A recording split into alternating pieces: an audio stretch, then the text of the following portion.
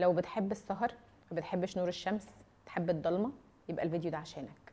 زمان قبل ما اتعلم انجلش، قبل ما اخرج من البيت، كنت بحب الضلمه قوي. كنت بسهر كتير، كان ممكن اطبق باليومين وبالثلاثه صاحيه. كنت بستمتع جدا والناس مش موجوده في حياتي. لو عايزه اكلم حد بتشات، يوم ما يبقى خلاص الموضوع ملح جدا اكلمه في التليفون. ما كنتش بحب اتكلم مع حد فيس تو فيس. كنت منزويه، واخده جنب كده من كل البني ادمين.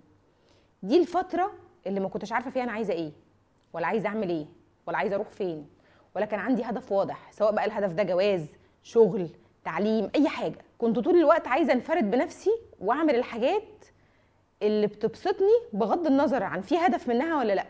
كنت خايفه طول الوقت، خايفه، بس مش عارفه انا خايفه من ايه.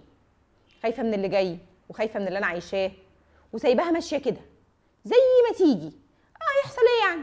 بعد شويه لما نفسيتي تعبت قوي، وبدات انزل اخد كورسز، وبدات اعمل خطه لليوم، وبدات الاقي ان في وقت كتير بيروح وبيضيع على الارض، وبدات اسمع فيديوز من الناس اللي بتتكلم عن قيمه الوقت، وانه ما ينفعش يترمي على الارض في السهر والشاتنج والقعده على الموبايل وقعده القهاوي وحاجات كتير قوي.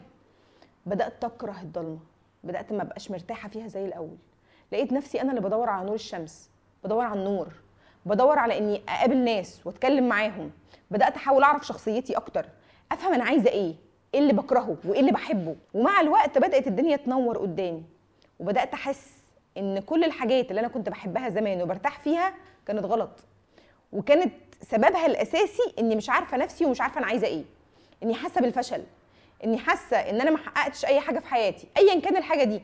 الجواز والخلفه والمسؤوليه البيت دي من اعظم الادوار اللي الست بتقوم فيها في حياتها، فده ما كانش بالنسبه لي مشكله، لكن ما عملتوش. انا ما كنتش عارفه انا مستقبلي رايح فين. لما اترسم قدامي وفهمته وشفته وعرفت انا عايزه اروح فين واعمل ايه، ما بقتش بحب الضلمه، وما بقتش بحب اقعد مع نفسي بس طول الوقت، وما بقتش بحب امسك التليفون وانزوي انا وهو في حته كده في الاوضه من غير ما حد يشوفني. حياتي نورت، ومش الانجليش اللي نور حياتي عشان بس نبقى متفقين. احساسي ان انا بعمل حاجه ليها قيمه، عرفتني على نفسي وخلتني بقيت عايشه لهدف، هو ده اللي خلاني بقيت عايشه في النور وخرجت من الضلمه.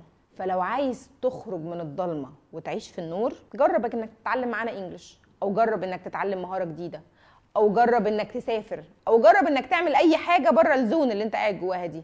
وخد بالك ان السحر اللي انت بتدور عليه في حياتك، اللي هيغير لك كل العالم بتاعك، موجود في الحاجه اللي انت بتخاف تعملها، اللي انت بتتجنب انك تروح لها او تعملها. احنا في انتظارك وهنساعدك. احنا عارفين كل مخاوفك، وعارفين ايه اللي جواك، ايه اللي بيسبب لك الم، وايه اللي هيخليك احسن. مستنيينك.